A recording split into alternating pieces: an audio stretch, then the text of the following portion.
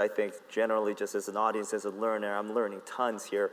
But oftentimes the biggest benefit is that I get courage. I rip courage from somebody else, from what they say, what they believe. I'm like, you know what, I'm going to believe that too, right? So I think it's just, as church planters, as we plant from year 1 through 5, it's like the most insecure years of our lives, man. It's just like everything's exposed. We hinge our identity on the success of the church or whatever, and we struggle with that. Could you guys, as seasoned great leaders, give encouragement to the church planters now? Like, what kind of courage can you give so that they could be freed up in speaking about finances? I was just saying, Ryan, I think everything we've said today, I hope everybody sees the funnel. I mean, when you know that God's vision has been given to you, that means God doesn't make mistakes. Yeah. He's got a vision and a plan for my life in this ministry. It is not a coincidence that I'm here. Yeah. Then I feel the permission to him to clearly receive and communicate what it means to follow Jesus as a disciple of Jesus. And part of that is being a server and a giver. Wow.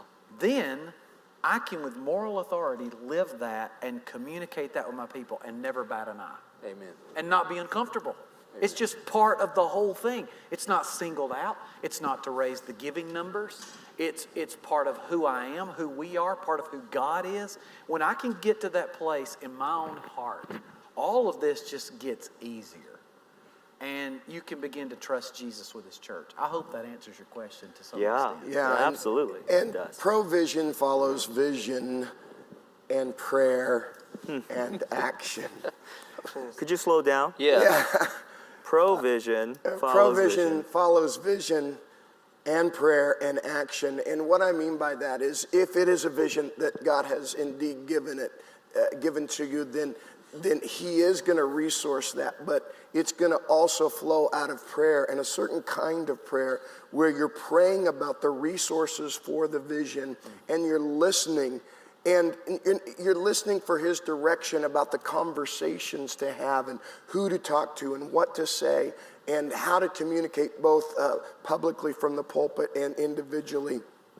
And then you're taking action on that, and you're going out and making the ask. You're sharing the vision. You're not just praying about it, think God's going to drop it out of the sky, but you're going to people and sharing that vision and doing the ask and say, I'm going to give you an opportunity to get in on this because this is going to be good and it's something worth investing in. Would you consider doing that?